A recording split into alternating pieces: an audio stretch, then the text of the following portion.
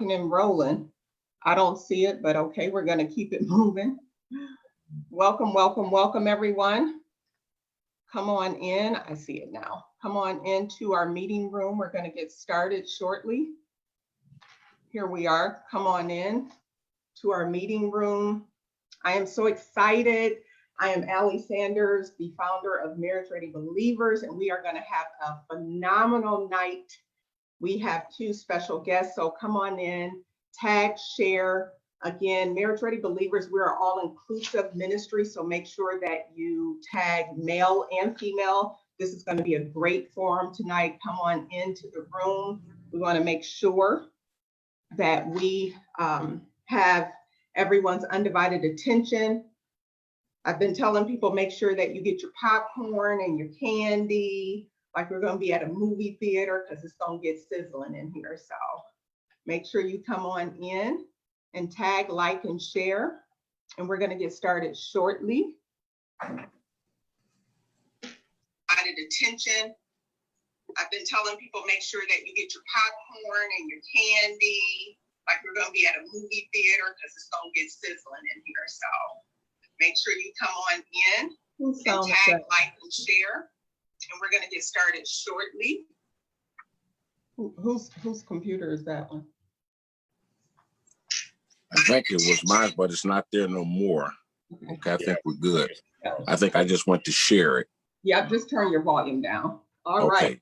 Hey, Rashida, thanks for joining. Hey, Kim. Hey, Mary, thanks for coming on. We're going to get started shortly. I am so excited.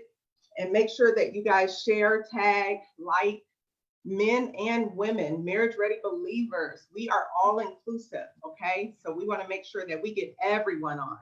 There's going to be some hot, sizzling conversations tonight with the gentlemen. They're going to tell all, hopefully. But it's going to be good. We're going to have some questions. Make sure. Hey, Grace, Dr. Grace. Hey, Jennifer. Glad you are on. Make sure that you tag, you like, you share. It's going to be really good tonight. Marriage Ready Believers, we're in full effect tonight, and we are excited. And we're going to go ahead and get started because we have quite a few people that are coming on. Hey, Antisha, Kathy, thanks for joining. So we want to make sure that we have everyone's undivided attention again.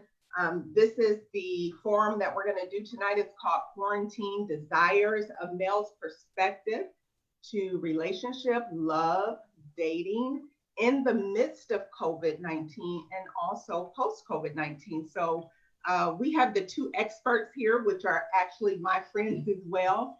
And they're going to give us the 411 on dating and relationships and things like that. So again, come on in to the room.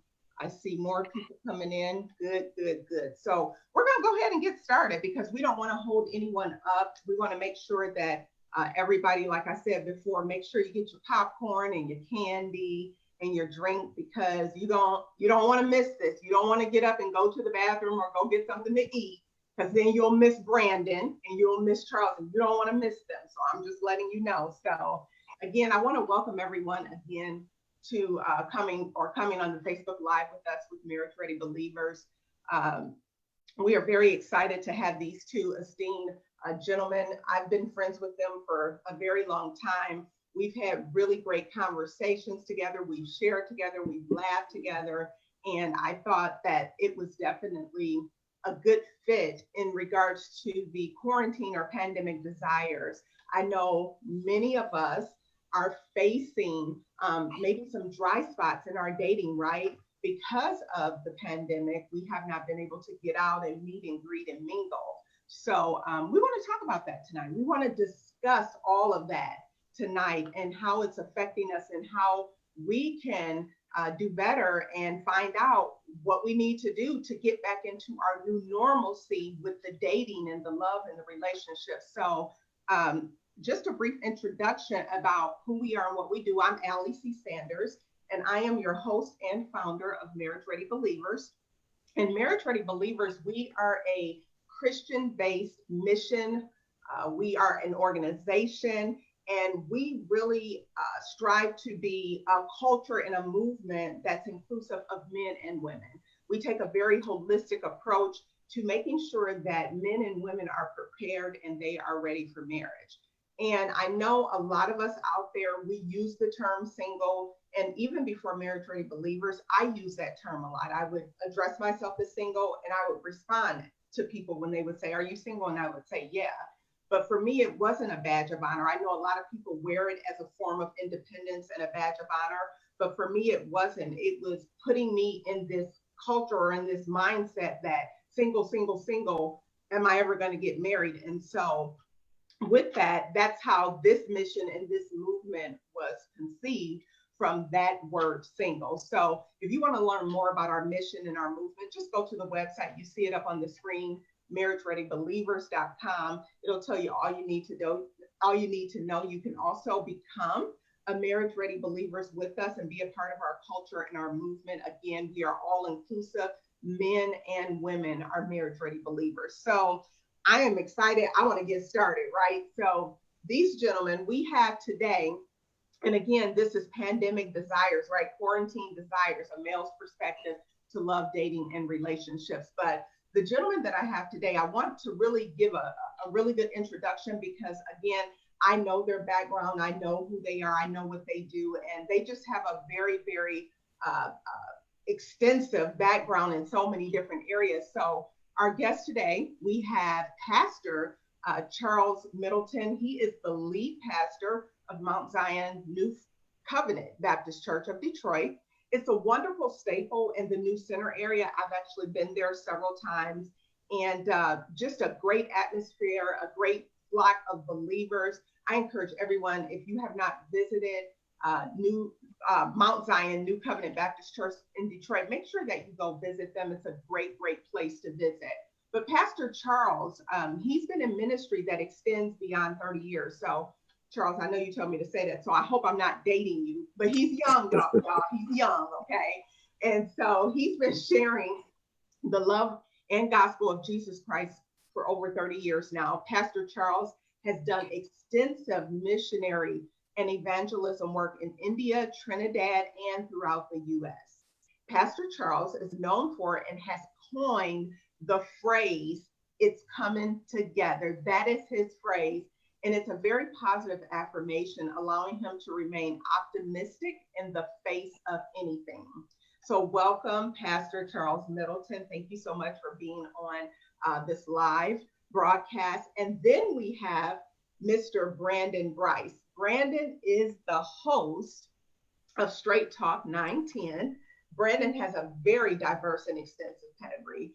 Brandon earned his bachelor's in business administration from Howard University and his master's of science from Rutgers University, and has given lectures at Princeton University. Brandon served as fellow for the United Nations Foundation and has also worked on Capitol Hill. Brandon served with the National Urban League and Veterans Empowerment Organization, and also served as the Director of African American Affairs. And then Brandon also recently received the 2018 recipient of the Michigan Chronicle's Distinguished Men of Excellence Award and Spirit of Detroit Award. So again, welcome Brandon, Brice, to this forum. We are so happy to have you, gentlemen. So let me just share this real quick. We're gonna go ahead and get started because we want to get into the meat and potatoes of what we want to talk about, right? And I'm encouraging everyone in the chat box, make sure that you put in your questions. If you have any type of questions for these gentlemen, make sure you put them in there. We'll get your questions live, but I'm going to go ahead and start. And so I know we want to talk about the dialogue about the pandemic, COVID-19, and how it has affected many of our social lifestyles, and how we want to get back into that groove of dating and relationship and possibly looking for love, and possibly even the big M word, right? Marriage, which we're going to talk about as well. But first, we want to understand dating, relationships, and love from a male's perspective. So I want to go out to you both, and I want to first ask you, during this pandemic, within the last 3 months since we've been quarantined, and now we're kind of coming out of quarantine, have either one of you experienced any type of difference or pickup or slowdowns in your social life? I'll go out to Brandon first. So first of all, thank you for having me. Obviously, we couldn't, we had to really kind of stay indoors for almost, I think it was 60 or 90 days. And so I think the challenge with COVID is that, and I always look at it, everything being the glass half full, is that it forced conversations. And I think that that's something that when you talk about social interaction, everybody's on their cell phones, everybody's on their telephones, everybody's on their smartphones, but how many people are actually having one-on-one conversations over the phone like we used to? Right. And so I think it forced people to kind of re-engage their commitment to relationship, friendship, and courtship. And so, obviously it was a trying time for Detroit. But I think the flip side of it is that it really not only brought back conversation, but it also made families a lot closer. You had to deal with one another. And I know a lot of families who, because by default got a lot closer. They learned things about their relatives that they may not have known before because people were so busy. And so I think that the COVID experience is one that has been sad, just due to kind of the untimely deaths of individuals. But it's been interesting because it's forced families and it's forced people to truly go back to full-fledged conversations. Okay, wonderful. And I agree with you on that. And so when we talk about getting into those conversations and we talk about our social life and mingling and dating, Charles, I want to go out to you because I know in my discussions with men, they view, or you all view, dating a little bit different than what we view dating, right? So I've talked to men before, and I had one gentleman told me, he said, well, we're not dating if we're not having sex. We're not dating, period. And so I've gotten so many different answers. And so I wanted to go out to you to find out, what is the definition? How do males view what dating is? Because as a woman, does it mean that we hang out a few times a month and you call me a few times on the phone? Does it mean that, I'm going to meet your family? What does that look like? What is dating from a male's perspective? Well, first of all, I want to say to everyone, good evening. It's a pleasure to be a part of this forum tonight. And to my brother, Brandon, another well-accomplished brother, I want to say I'm happy to share the same space with you tonight with our good friend, Allie. You bring up a very interesting perspective, and I'm going to kind of cut through the chase and cut through the middle. Right. We don't. Most of us, at the end of the day, most of us, when we talk about, and I'm going to say there's a man's perspective and then there's a woman's perspective when dating. A couple of terms come into play. One is, when you say you're dating, are you dating exclusively? That's the term. The other thing is, if we're dating, that means what we're doing, we're gathering information. Dating is another way, where if you take the E off and add an A, you're gathering data. That's interesting. And so each person or persons that you're dating, the data that you're gathering, you have an input or something that where you either log stuff away, and you examining a couple of things about a person: the characteristics, their attitude, their temperament. And one of the things that help dating, at least to the people that you desire to date, is there has to be some attraction. Or there has to be something that lures you into the space. Some people are drawn to people's charisma or their zeal for life. You have some people, their energy is attractive. You have some people, on the other hand, when they engage, the conversation is an attractive thing, because most things in dating is, can this person hold a conversation? Right. So it is considered dating to you. Yeah. So what I'm considering dating is you're gathering data. Okay. Both sides are gathering data. Now, with that data, you determine at what placement, where you're going to put that person, where that person is going to be in your life. Because you might have some people who date and say, this person, when I want to go have fun at a jazz concert and go do this, I'm going to go with this person. And then you might have another person that says, you know what, when I want to go dancing or doing something else, you might have pick up data that this person, but at the end of the day, the person who, as you begin, especially when you talk about COVID-19, the person who gets into your intimate space is the person whom, to cut to the chase, there is an attraction to. Not only is there attraction to, but what you don't want, and I always use this term, now it may be a little hood, but it is what it is. You may have a big behind, but a bad attitude. Mm-hmm. And the more mature that men are, in some cases, there's some outside factors that don't even matter anymore if the attitude is whack. So let me cut in for a second. Let me ask you this. So would you say that right off the rip, when you all meet a woman, do you already know what category they fall into, whether they're going to be your homegirl, your lover, your friend? Are they wifey material? Are you going to date them? Is that something that you have? Because I know as women, we have that discernment. We have that spidey sense, right?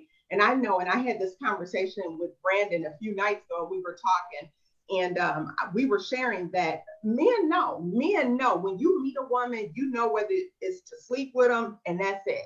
You know whether it's to actually you want to get to know them. You know whether you can bring them home to your parents. So would that be safe to say that that is a true statement or no? I'm going to say it's not. It's a true statement with an asterisk next to it. And here's where the asterisk comes in play. Once conversation starts happening, because when just like a woman, when the first thing she sees a man, she sees his shoe. She looks at his, for some reason, she looks at his feet. Absolutely. She looks at his feet to see how he walking, to see what he walking in. And then you kind of look and see how his clothes are arranged. You look at his nails. Mm-hmm. You kind of look and see for some grooming things, some basic grooming things. Do he got all his chiclets? Is he clean? How does he smell? What kind of cologne? Now, men, on the other hand, some of us, we look at feet depending on what season it is.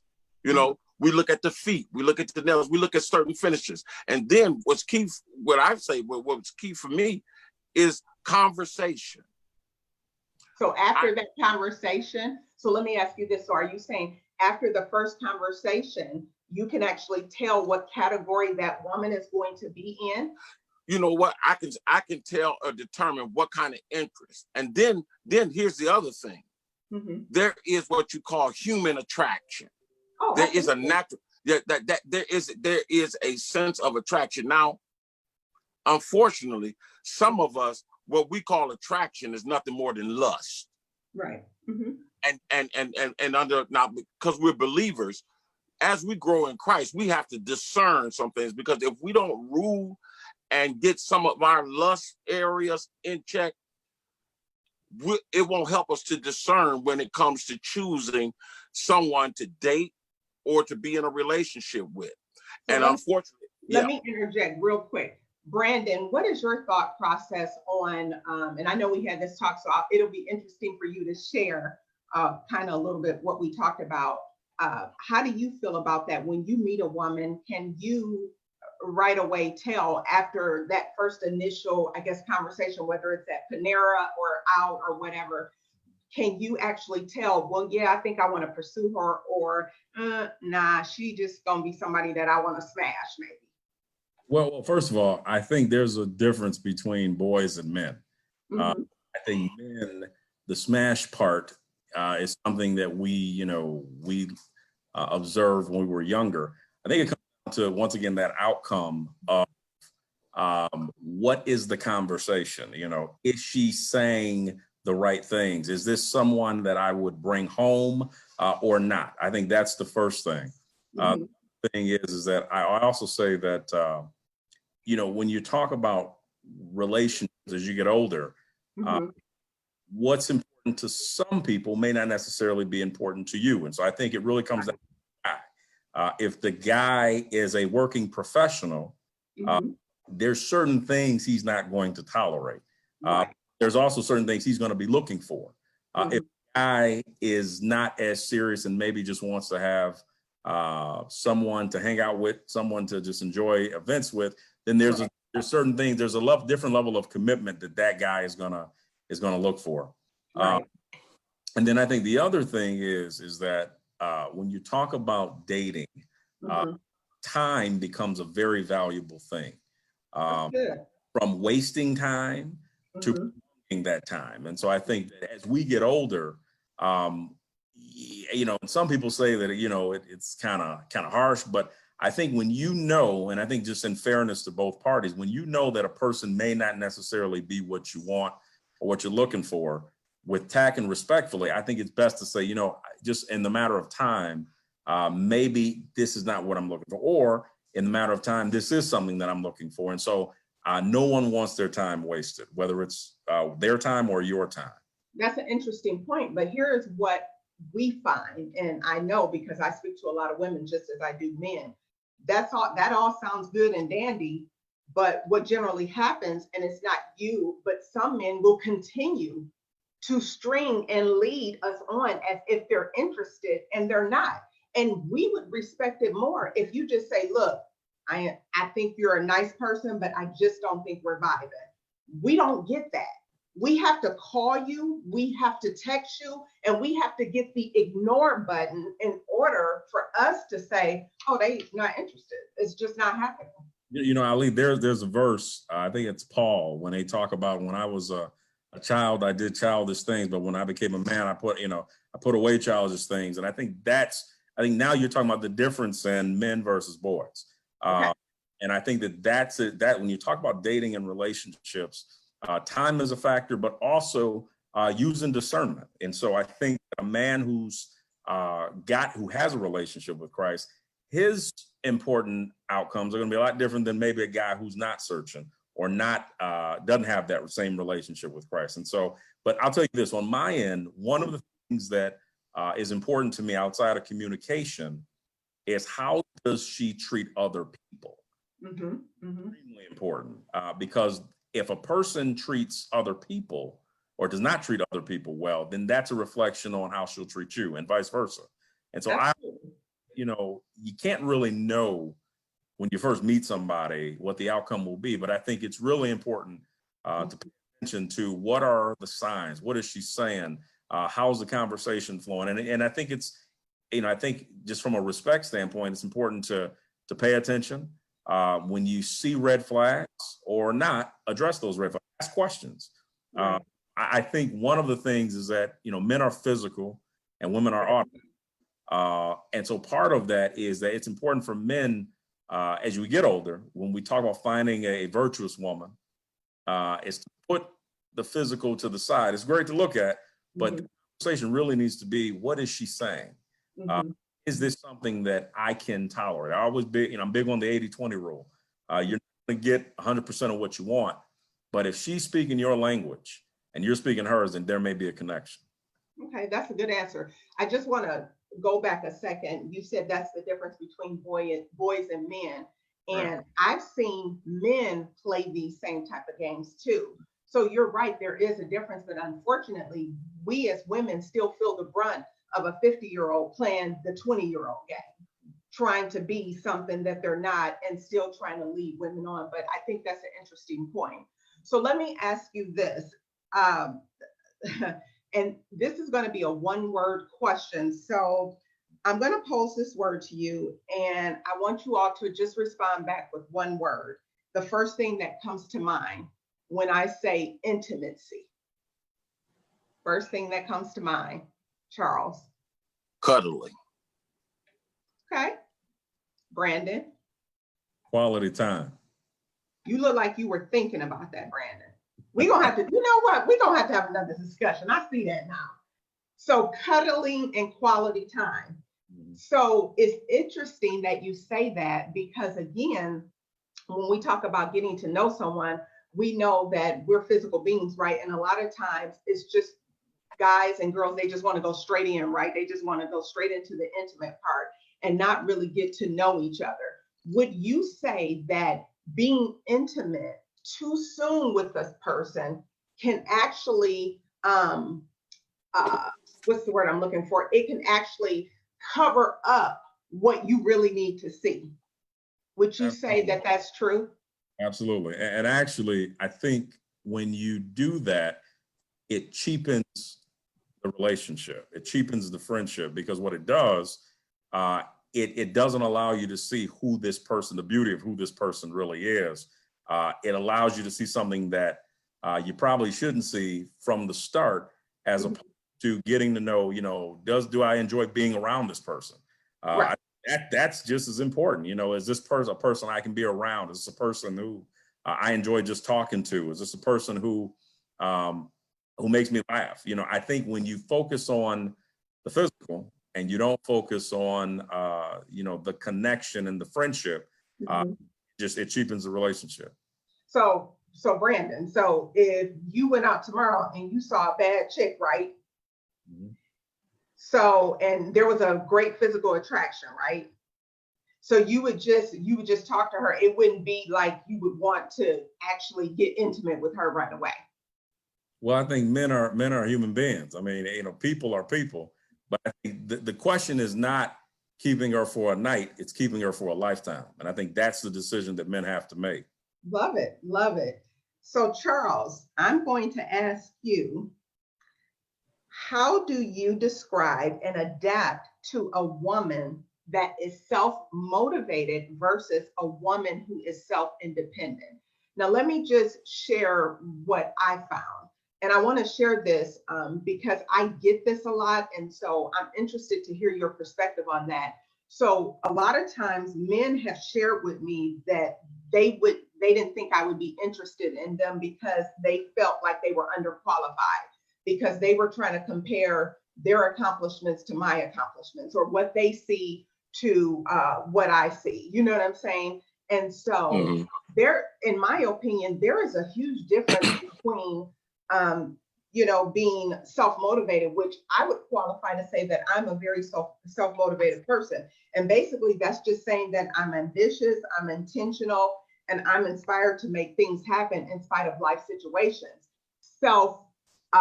Independent to me means a woman that's saying, oh yeah, I don't need a man. I can do that better than a man, and trying to take on a male's role. And so for me, I really don't like the term when people say, Allie, you a strong Black woman. I hate when people say that to me, because to me that denotes that self-independence. And that's not what I'm trying to draw. See, I don't have a problem. And women, a lot of us, the girls that my friends, we don't have a problem laying it down and saying, hey, yeah, we got this, but we can roll in your car, or we can, it doesn't have to always be about the bling and the glitz and the glimmer. We just want you to love us. And so I want to ask you, Charles, what do you feel about that? Well, that's a great question, Allie. Two things come to mind. One is when you use the term independent as it relates to our culture. Women, their songs are independent, the Beyonce song, the song, and the ideal is that a woman that's independent does not bother me, nor a woman who got her hustle on. She motivated, she's self-motivated. That means she's a go-getter. She knows already how to make it happen. As a matter of fact, in the Bible in Proverbs 31 talks about a virtuous woman who's a go-getter. She already making it happen. When her husband away, she not sitting back waiting for him to come home. She out making it happen for the house. The two women are contrastingly different in this context. A woman that's motivated can be attractive to a man who already has some things in place, but he wants somebody who he adds to his life. Genesis talks about that God put Adam asleep so that he put together somebody that was suitable for him. And men, when we're looking at a woman in this context, a woman that's motivated, got a hustle on and everything, she's suitable. She knows how to make it happen. But when she connects with that man, whatever it is he's doing, she knows how to merge, and she's motivated to help him connect the dots, and they can build together. So in that context, you got a woman, she's self-motivated. She's not looking for a come up necessarily when she's looking in a man.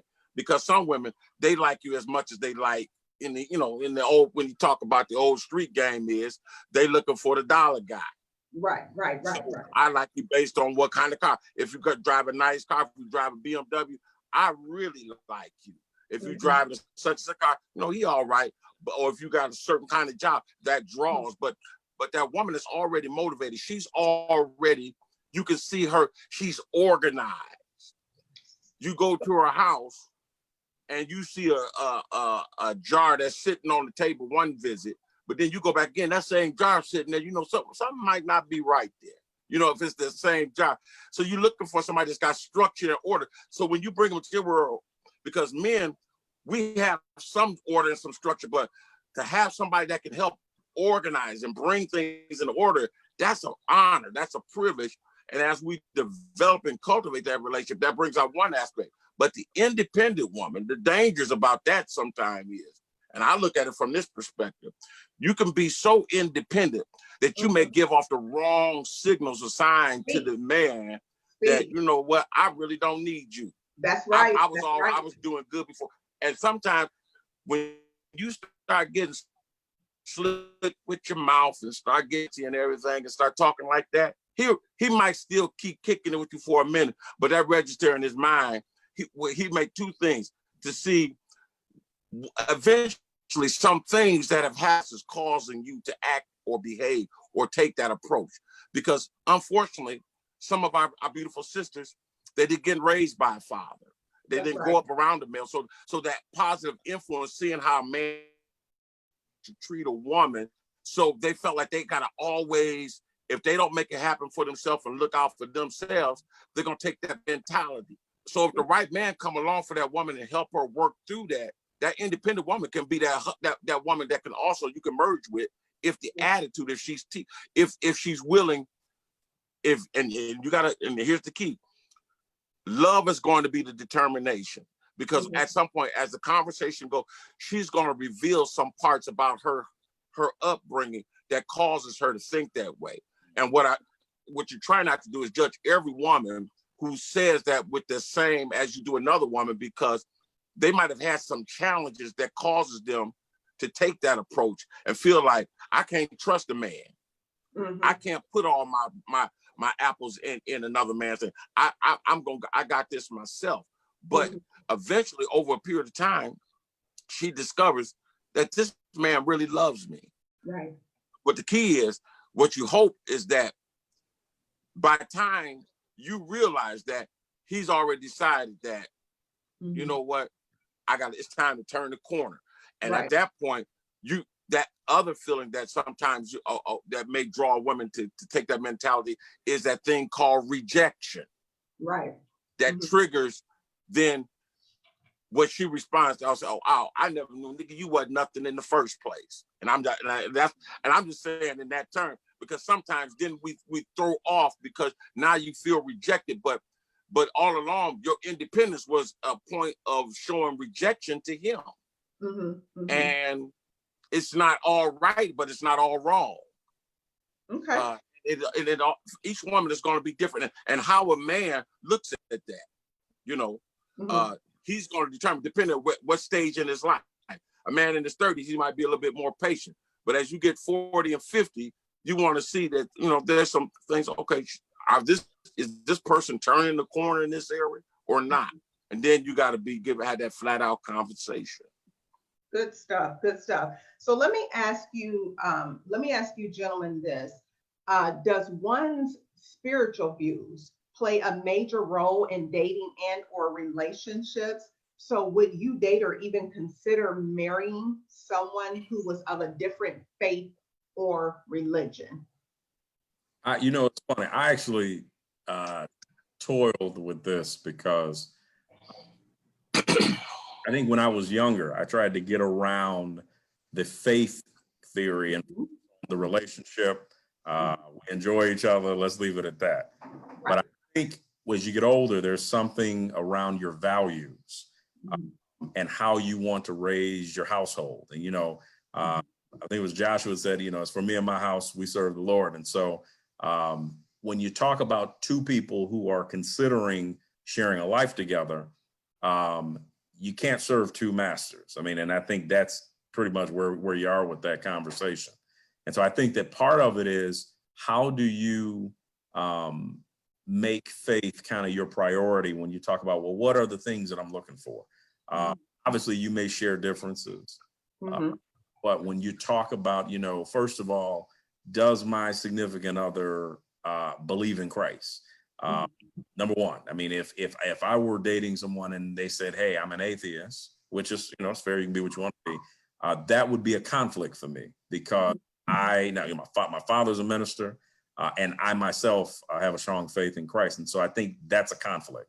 The other thing is, okay, if you have that relationship in Christ, where is your spiritual, you know, where are your levels of spirituality? Is your faith strong, or is it still, you know, for whatever reason, still in development? And I think that takes time. Again, that takes communication, and that takes trust. For me, I think faith, especially as you get older and you start talking about values and families, faith plays a much stronger role. Okay, that's good. That's good. So I want to ask Charles this question. Charles, can you explain to our audience, and I think we've all been here, but we didn't know what to define it as, but people that, like, I come from a spiritual background. I grew up in the Pentecostal denominations from birth, right?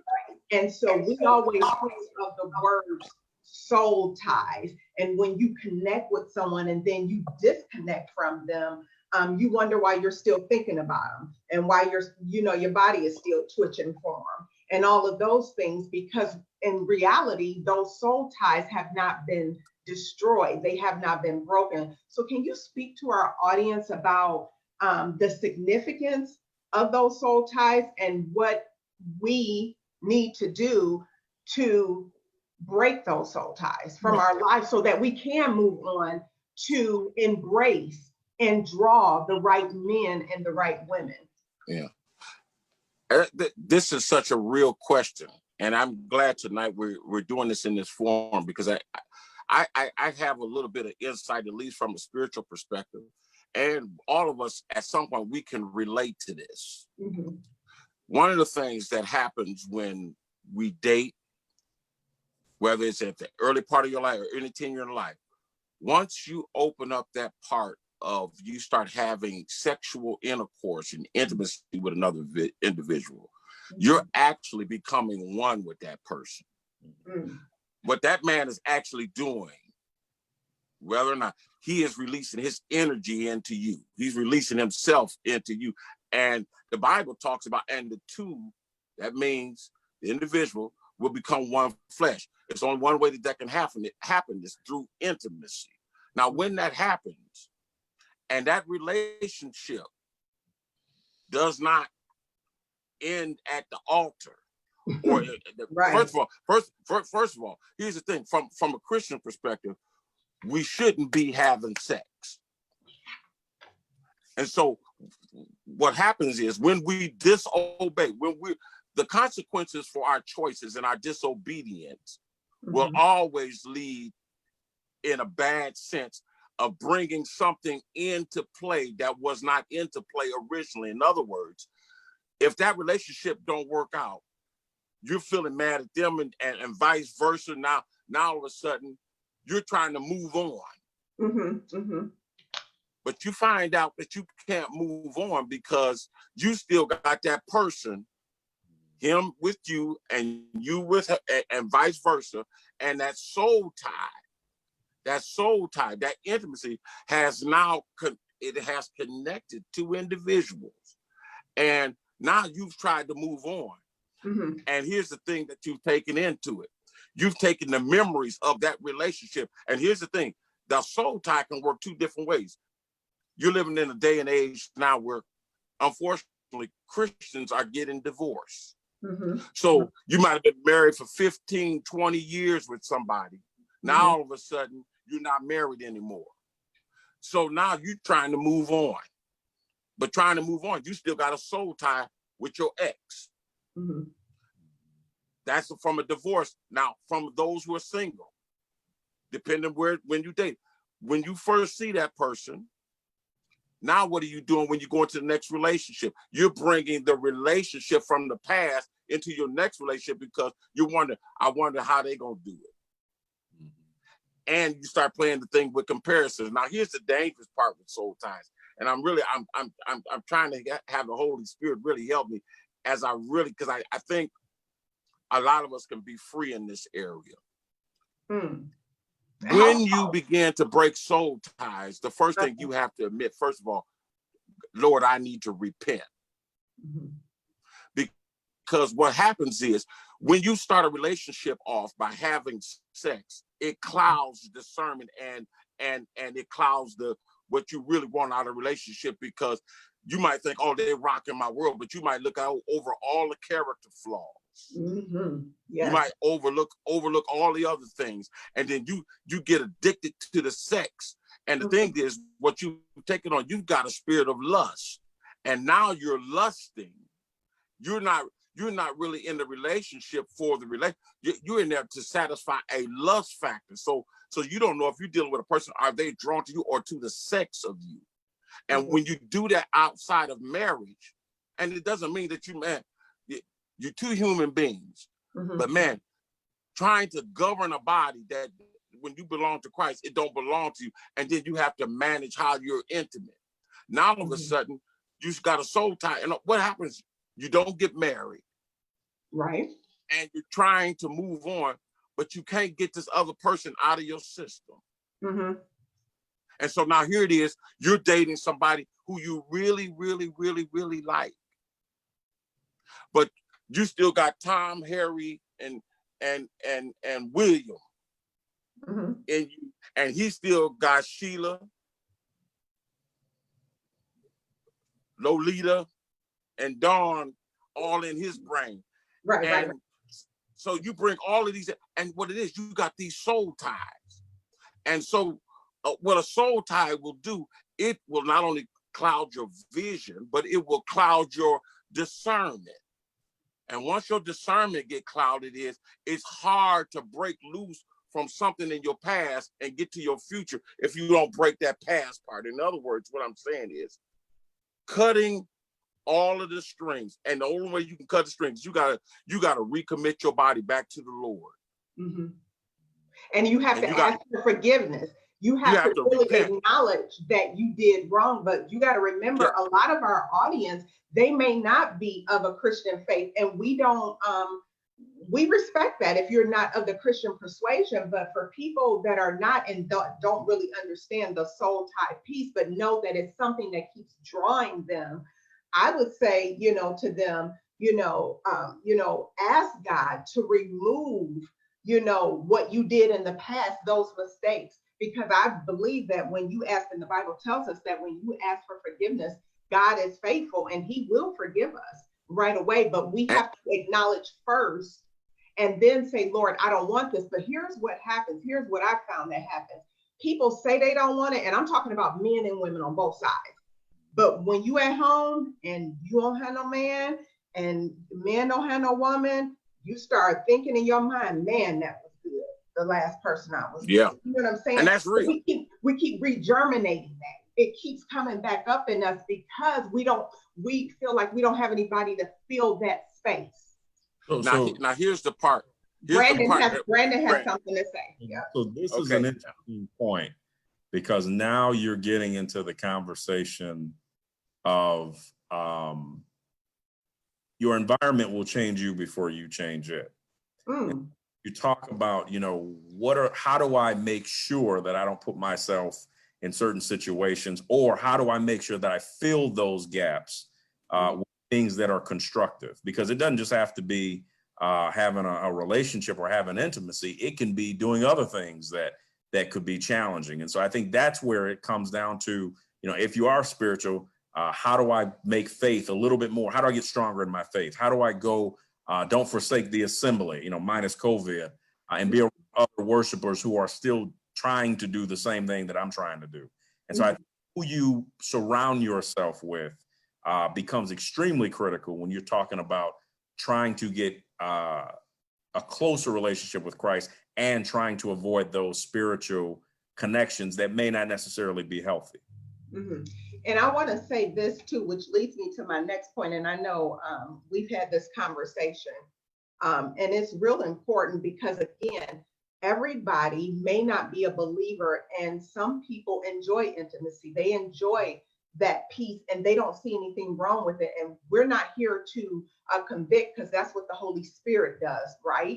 We're just here to show the love of Jesus Christ. But there's a lot of people that are looking at us right now, and they may not feel that way, and we respect that. So I do want to talk about this for people that may not be of the faith persuasion. And I'm going to bring this up, and this is a controversial question, but it's all good. We're adults and we can talk about it. And I know that Brandon and I, we actually talked about this. We had a very fun conversation about this, and we kind of gave our, our thought process behind it. But it happens every day in people's relationships. So we need to talk about it, right? So if you and your partner are exclusive, and say y'all are exclusive, and maybe you're not exclusive, you're just dating and you having sex a lot, right? And one of those partners wants to be in an open relationship, so they want to bring a third party in to the relationship. Would you oblige by that, or would you end that relationship? Inquiring minds want to know, because I'm gonna tell you this. Yeah. And Brandon and I had this conversation. If you've dated a lot, that proposal has come up in a conversation before. And Ali, I think it goes back to, because I don't want to judge anybody by their actions, but I think it goes back to one, trust, and having the conversation. And so I think I think one of the challenges that we have relationships today is that people aren't communicating. They're assuming. You cannot assume when you're talking about someone else's preferences or lifestyle. You can't assume. You need to know. Right. So I think the hard questions, even though people are not comfortable asking them, they need to be asked. Because when you assume, we all know what happens. So, right. When you're talking about whether it's being in a relationship, or whether it's not being in a relationship, whether it's having something open, or whether it's whatever your preference is, the conversation needs to be had so that there's an understanding, and then both parties can make an agreement. I think the challenge of why people have had issues is that conversation either has not been had, or has not been had to the extent that people prefer.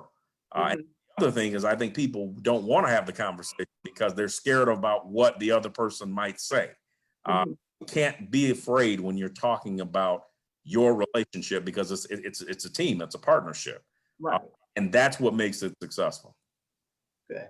So, Charles, I want to ask you: do you have anything to add to that before I get to? I want to add this, and I think this is an important piece, and I want to relate this to the soul tie piece. Okay. If you don't deal with that soul tie and bring closure to that, you'll never have a fruitful relationship with anybody going forward, because it's not so much the physical part is one thing, but the mind is a thing that it will play back. It has a video camera of its own, and it'll play back every scene, every act, and everything. So even when you're far away from that person, the song is "Your body's here with me, but your mind is on the other side of town." Right. You can be sitting in a church service, and your mind will take you there.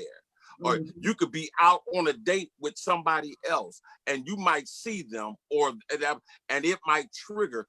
There might still be a chemistry or an energy, but because that soul tie, if you don't bring proper closure to that, if you leave that an open end thing, because everybody don't end a relationship in a dog fight. Sometimes you realize, hey, it's time to turn the corner. This is not going to work. Right. But you still pleasantly like that person, but you realize it wasn't a dog fight. It wasn't a cat fight. You didn't get your windows broke when it got over. They didn't come, up to your job and do nothing real scandalous or nothing like that. It kind of amicably ended in a way that mature adults say, hey, you know what?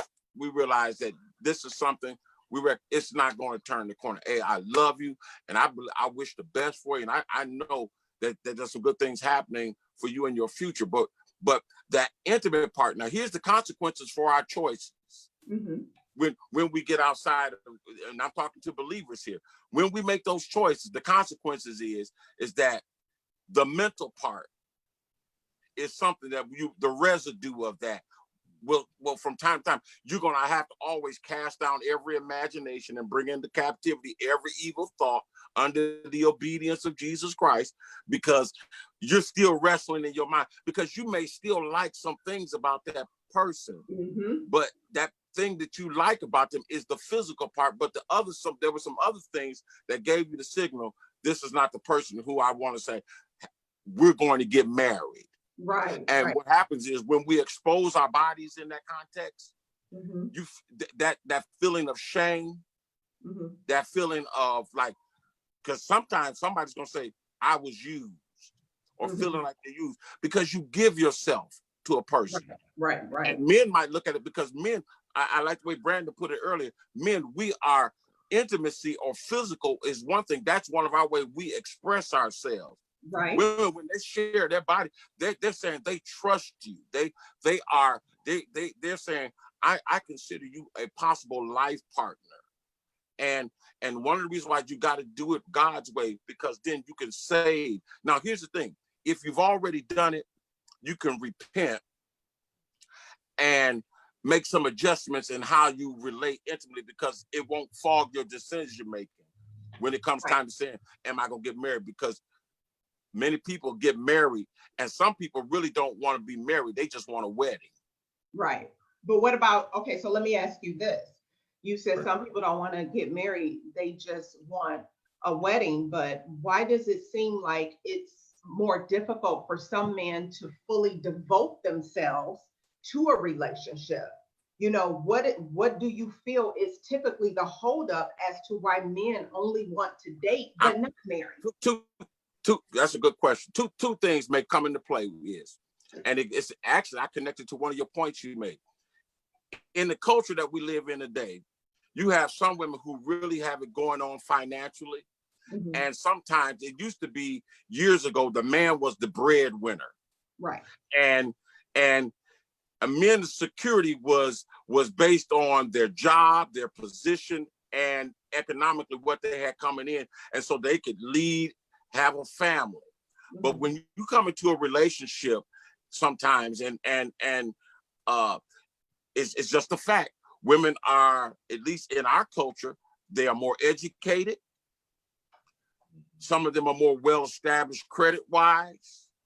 And so they have some together intangibles that's already. Right. Some women, to date some men, they have to make an adjustment, because a brother may not have it all together right now, but they see something in you. And what a woman what's interesting is, a woman can see your potential better than sometimes you can see it in yourself as a man, or better than we can see it in ourselves as a man. And so what they're thinking in their mind, he just needs the right person in his life. And then the light to come on. But what happens sometimes in doing that, you're kind of like building him and helping him in some areas to get there. And what happens, unfortunately, sometimes is that after you put all that work in, he's not a man that he should be, but he sees things a little bit differently now. And he says, you know, I'm going to make another move. And it might be, I was going to say, so it might not. Go ahead, finish that, because I was going to say something about that. Yeah. So his thing is that because in his mind is, some men, they think, in order for me to get married, here's the one thing, they have to have security enough to know that if I start a family with her, that she's going to, number one, she's going to trust me. Number one, and can I provide provision, trust, and love? Here's a man with men. Here's the number one thing that men have to feel like when they're with women who are already established in this sense, is that she still respects him. Okay, but when she does respect him, so let me just interject there, because sometimes I feel like that men use that as a cop out.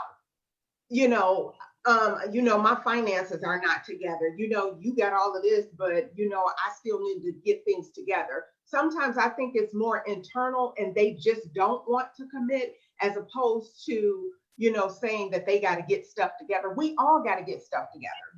We're Absolutely. always going to be a work in progress until Jesus return. Okay. Yeah. But, and I get it. You don't want to put two broke people together, but if the broke people love each other and they in love, why not? I see broke people together all the time and in love, so what? I mean, I'd rather do that than just be sitting here. Than be single. So that's the commitment for both of them. And this is the man to decide, I want to put both feet in it with you. And a man in his mind, and here's where as men, we got to make up our mind and say, I want to put both feet in this next move that we make in life. I want to do it with you. But if some red flags, see, here's the other part. We may think the intimate part may be good, but it might be some other relational parts that are not really good. And if it is, say that. So here's the thing that y'all don't, not you all, but men don't say that. They still want to hit it. They still want to continue on, but they never want to make that commitment. And to me, it's just really, it's kind of like a shield, like they're holding back because they got a lot of baggage. You know what I'm saying? So I just think that both of us, men and women, need to be more upfront and more honest. And I don't know what it's going to take to get to that. That's why you have, individuals like me that kind of just be like, you know what, I'm cool until the right one comes along, until I can embrace or not embrace, until, I can engage with someone that is on my level, not necessarily success-wise, but just mentally. Honest. I'm an honest chick. Always have been. That's one thing about me. I'm honest and I'm loyal. Two things. Now, I may not be a lot of things, but one thing you're going to get out of me is honesty and loyalty. We don't get the same thing with dudes. You know what I'm saying? We don't get that. And I just don't understand, why can't they just put 2 and 2 together and it be 4? Why it's got to still be 1? Why it's got to be 3? I don't get it. That you bring, and a lot of times it's because there's always some other players in the game. Mm-hmm. That's where I want to leave that. That's exactly what it is. And we know that, but men are not upfront about that, right? So, but good conversation. So let me see here. I want to switch gears a little bit, and I want to ask, this is funny. So I don't know, Brandon, if you've experienced this. I know Charles and I have talked about this down through the years, but how do you respond to a woman who say that they dreamed about you, or that they claim that God said to them only that you're their husband? How do you respond to comments like that? Because I know, Charles, you're in the ministry and you get it a lot. And then Brandon, you said your dad is in the ministry. Has anybody ever told you that? And then what was that like? What did you say to that? I have had people say that, telephone, that if God is calling you, then apparently I get the phone call. And so it's got to go both ways. But I mean, part of that is, some people say love at first sight, fine. I think it really comes down to a relationship is a choice. You have to make that choice. There is no secret sauce to it. You're either going to do it or you're not. You're either going to support it or you're not. You're either going to be in it with 2 feet or you're not. Right. And so I think when we can talk about, you were heaven sent and all that jazz, but I think at the end of the day, a relationship not only is a choice, but something as simple as, those people who may say, well, I don't know if she's going to stick around or if I'm going to stick around. The reality is that choice is also, you choose to be with that person and they also choose to remain with you or choose to leave. If they do, that's fine. In other words, they did you a favor. Right. It's, I think that when you hear people who say that, I'm always curious, because I don't, I think God is something that you go to and you ask him to bless it. I don't think it necessarily directly comes. And I'm very careful when I say that, because, there have been people who I've met who said, when I first met this person, I didn't like him. It literally took me time to learn that there was something deep inside this person that I respected and that I admired. and I prayed about it. And literally it was then that they said, through their prayers and through her prayers, it wasn't a one-time thing. It was both parties engaging in that and asking God, is this what I need to be doing? And if so, show me that. And I think that has been the success. And so I'm always cautious when people come and say, well, Jesus told me we're supposed to be together, because I clearly didn't get the phone call. That's good. And you know what? I know a lot of guys get that because, it gets to a point, and I'll tell you, gentlemen, we as women, especially the ones that, and I don't want to say waiting, because I can't necessarily say that I'm waiting. I'm more in expectation. I'm not really waiting, because I can go out and get a man, right? You can go out and get a woman, right? So it's just that we really want that right connection. So, and when women say that, I think it's coming out of disparity. They're losing their hope and they're losing their faith, right? Because I've seen women do that, women that I know, and they've said that. And like you said, you clearly didn't get the phone call. So if God is speaking to you, God will also speak to me, right? Because that same Holy Spirit that dwells in you dwells in me, right? That's right. That's right. So yeah, that's a good point. Let me add this. I was going to add this to that point. Over in Jeremiah 17:9, it says this, not just it came to my mind. The heart is deceitful above all things and desperately wicked, and who can know it? And we know only God can really know what's really in the heart of individuals. Right. And as a matter of fact, Proverbs tells us to guard our hearts. Right. For out of it flows the issues of life. And here's the thing about the heart.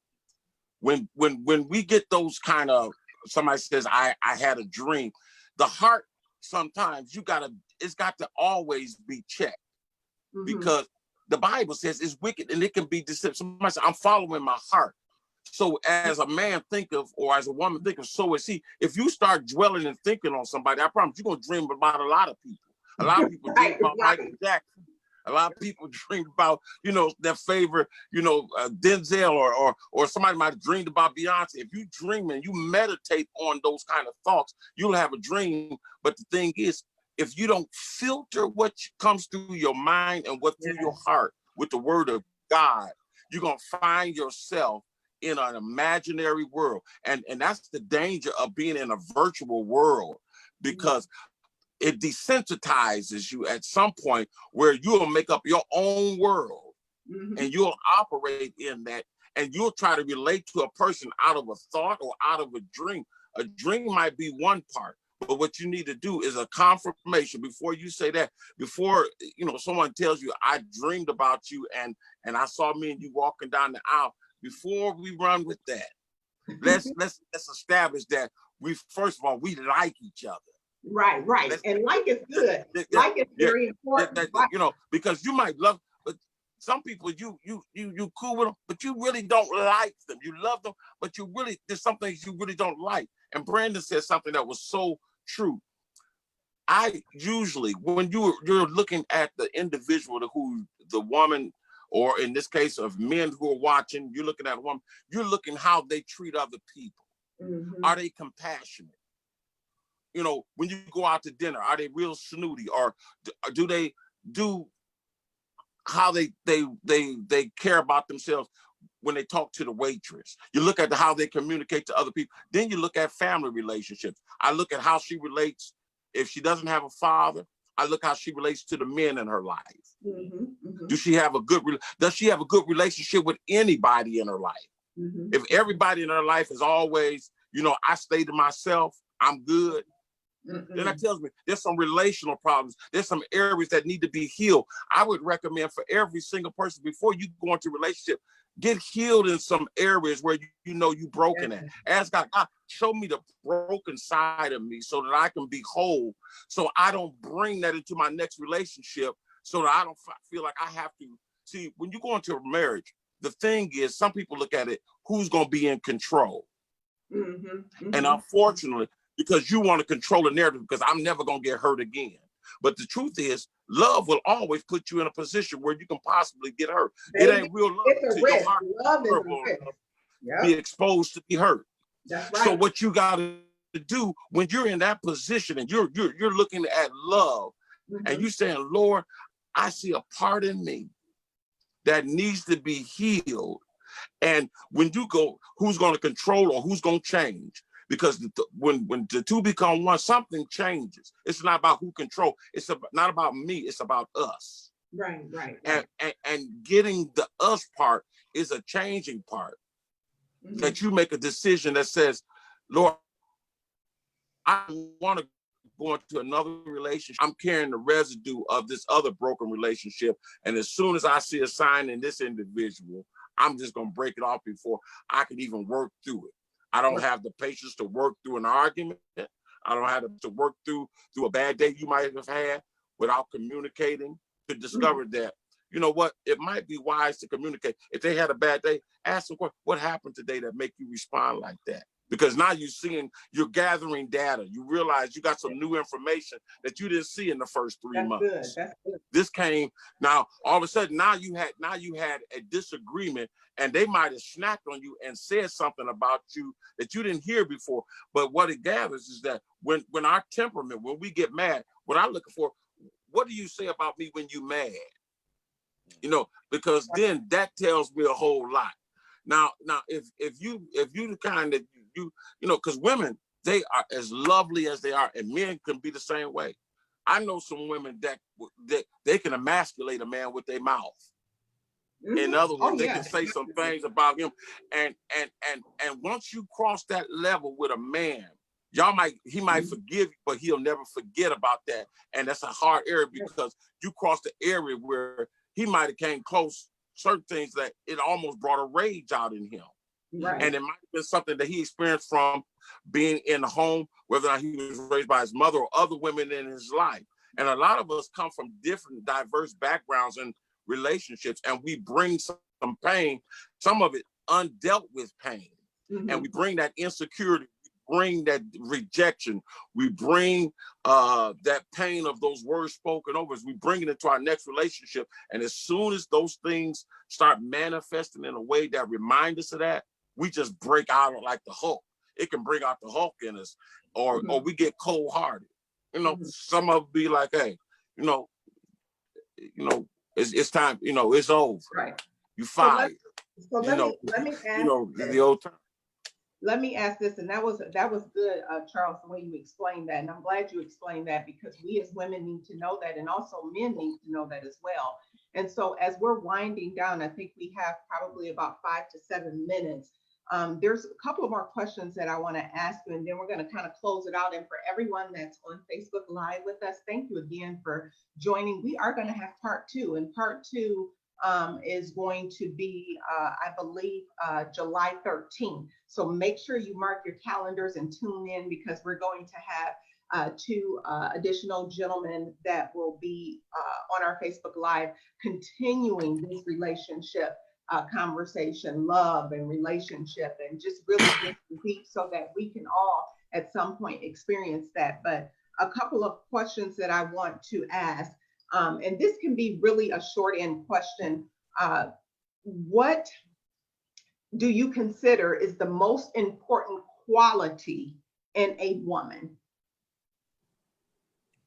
Well, is she nurturing?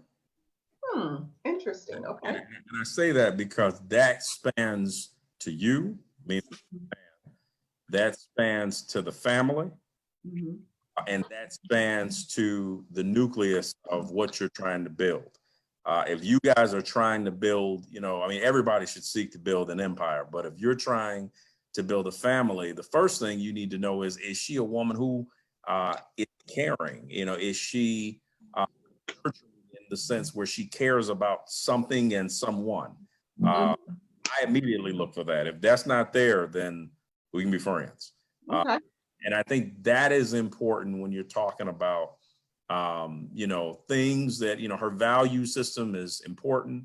But the first thing to me is, does she have a nurturing spirit? Okay, good.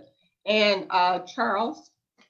Well, this is going to sound funny to some, but it's kind of twofold. Number one, can she cook? Yes, she cook. Oh, Lord. Yeah, you know, y'all ladies understand. You know, because mothers like to eat.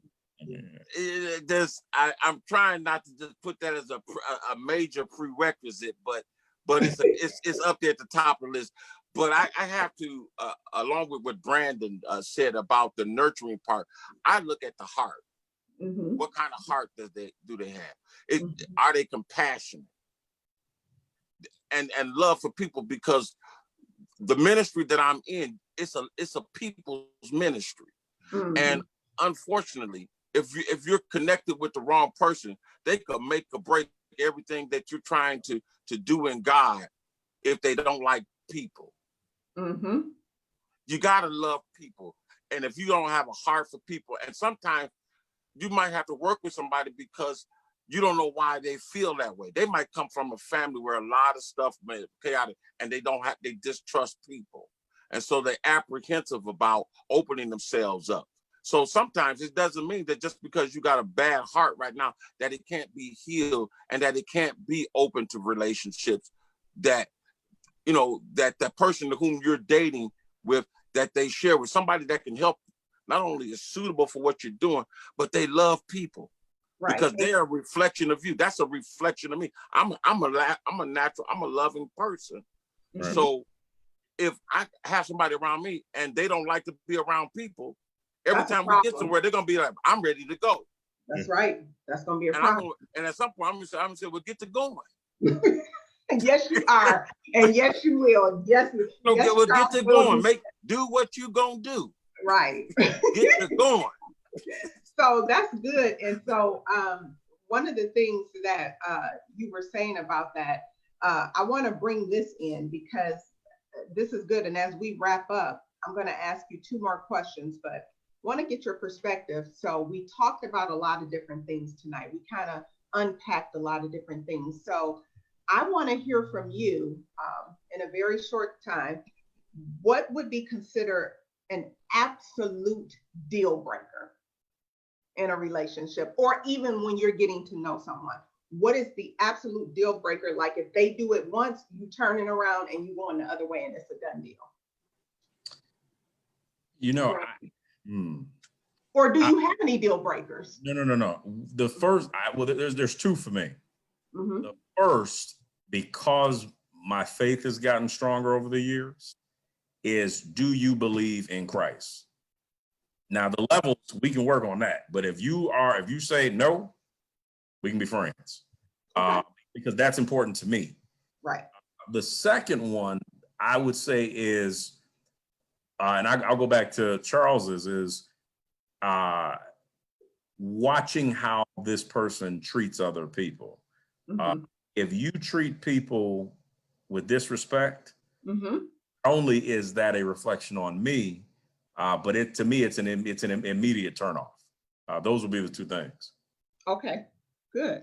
And Charles, we already know if you can't cook, it's a total deal breaker. Yeah, that might be a game, but it might be some other attributes that might change the game if you're willing to learn. Uh-huh. But here's a possible deal breaker for me, and I think it goes for both. Dishonesty. Yes. Yep. Dishonesty. Yep. It's knowing the truth, but saying one thing but doing another thing, or portraying. If you really, some people, they really don't love you. They love the ideal of you. That's right. It. And they love the idea of relationship and marriage and all of the above. And so them loving the ideal of you, they might not really want to be with you, but they don't want nobody else to be with you either. Mm-hmm. And that can go both ways. You might have somebody, you've been trying to break that thing, but the problem is that you trying, but they don't. The thing is that they see you them already. You coming into your own. They don't want to let you go because now somebody else gonna get, or somebody gonna have what they might have messed up on. Now let's go to Brandon. Brandon has something to add to that. Let me add to, because I'm gonna actually agree with that. The dishonesty is a turnoff, but also not giving full information and omitting information. Oh, yes. So we got to be very clear on what is dishonesty. You didn't tell me, that's dishonest. Right. I think that, those are the things that I was, so that was actually a good one. I think the dishonesty probably goes above the nurturing piece, because I think the nucleus that holds everything together in a relationship, regardless of if it's love, communication, it's trust. And right. if I trust you, there is no future. Mm-hmm. Yep, you're right. So, gentlemen, as we wrap up, and I'm getting such great comments here. You know, look, we may have to bring y'all back again because y'all got a lot to say, and the women and the men are commenting, and they're absolutely loving the dialogue that we're having. So, as we wrap up, because I know we want to go into part two, and but first of all, listen. Just my heart is so warm right now, and I just want to say thank you, Brandon, and thank you, Charles, for coming on and just sharing your heart with us. I know you both, so I know everything that you said tonight is absolute 100. No sugarcoating. It is what it is, and I really appreciate you all being a part of Marriage Ready Believers and really being my first guest as a live Facebook that we did. That just says a lot, to our friendship, and so. I just want to say I thank you. I love the wonderful exchange that we had. And so here's what I do want to do as we wrap up. And I want to tell everybody, thank you to Facebook. Thank you to all of the participants, because we're still getting a lot of comments. I mean, people now, they're asking, well, let's get some women on with Charles and Brandon and make it a whole forum. So now I got to put that together too, right? But again, stay tuned for part two, which is going to happen on Monday, July 13th. And we're going to continue to flow on this dating and relationship, because there's a lot to be said about that, right? And as we begin to uncover, that's when we begin to heal. So for people that may not be Christians or spiritual, they can actually do personal development. We're all Christians, and we were talking about, you need to ask for forgiveness and stuff. But guess what? If you're not in that place or space where we are, then read books. That also works. You know what I'm saying? To get a lot of that stuff up out of you so that you can move forward. So the last thing that I want to ask both of you is for a call to action, and not just to women, but to men also. What would your call to action be tonight as we wrap Go ahead, Brandon, you started off. I think my call to action, as what it has been, is from a male perspective. If I got a guy, because we've all had guy talk where we go out and we'll talk about the stories. If brothers have a good woman and their friends know that she's a good woman, up? it's very important for brothers to encourage that to stay in it, keep engaging in it, and keep working it and encouraging them. Because I always say, the beauty of a relationship of two people who care about each other is important. And so I always say, it's important for Black men to uplift other Black men in their relationships. And if they're doing right by that woman, if she is a good woman. If she's not, then that's another conversation. But if a guy knows he's got a good woman, it's important for that friend of that guy to encourage them, keep them motivated, and keep them honest, and keep them up, and keep them engaged, and making sure that relationship is successful. Wonderful. Thank you for that, Brandon. Charles, what's the call to action for us? What is our takeaway? My takeaway is make a decision. Make a decision. Either you're going to turn the corner or you're not. I love the next thing is this COVID-19 has taken an opportunity for a lot of us to reset. Yes. To reset some things, reprioritize, rethink some things. Look at what it is. Look at what something is and what it's not. Yes, assessment. Do a reassessment and look at it, and then look at the things you want in your relationship. If the grass is greener on this side, it could be just as green on this side if you water it, if you nurture it, if you put the work into it. So sometimes what we envy and want from our other is that we're not willing to put the work into it, to do that, to cultivate that, to develop that, to make that happen within it, what is already what you got. And the thing is, make a readjustment in your attitude. Sometimes you have to change your demeanor, your outlook, your perspective. It has to be more positive. Don't come in bringing, I hope you ain't like so-and-so with, because my last, man, learn how to let the past die. Let the past be the past. And if you're going to get a fresh start, then talk about some things, because some marriages were saved during this COVID-19. Because had it gone, some people would they learned how to spend some time, and then some people realize how much they really don't like being around the person they with, and some people just made up their mind. It's time to make a decision. Right. Because sometimes you stay with people because everybody else say you look good. That's it. Y'all look they good. Say, oh, y'all look like that. Y'all look, but they don't know the little inner network. They don't know there's some nuances. There's some things that's just quite not clicking there. It doesn't mean that they're all bad. It just means that there's some things you have to bring. Undefined relationships don't work. Right. That's good. And so what we got to do, let's try to bring some clarity. If you don't like a certain thing about it, then let's make a decision. Say that's what it is. Right. And make a decision. So then that way, I'm not wasting your time and you're not wasting my time. Right. And that's then good, here's the thing. Keep other people out of your business. Oh, say it again. Keep other people out of your business, because what people hear you don't like, they may on the slide be trying to put themselves in that position. You know, so because when you bring other people into your relationship, their opinions follow as well. That's right. When you buy other people's opinions, you buy their lifestyles. Yep. And then they'll tell you what they wouldn't do or everything, but they ain't in love like you. That's right. So you're telling a person who ain't in love, so they telling you what they wouldn't do because they don't love nobody, don't nobody love them. So their perspective is always going to be whack. Right. So make a decision. That's my closing thought. Love it. And gentlemen, we're going to close with that again. Thank you so much for being a part of this. Ladies and gentlemen, give them a cyber hand clap. They were absolutely wonderful. And I'm telling you, the news feed, they want you guys back. So guess what? I may have to bring y'all back for part 2 if y'all willing and obedient. Y'all shall eat the good of the land, right? So again, thank you. This is Allie Sanders. We're signing off. Remember, we are no longer single, but we are marriage-ready believers. Take care, everyone. I'm glad you enjoyed it. See you next week. Thank you. All right.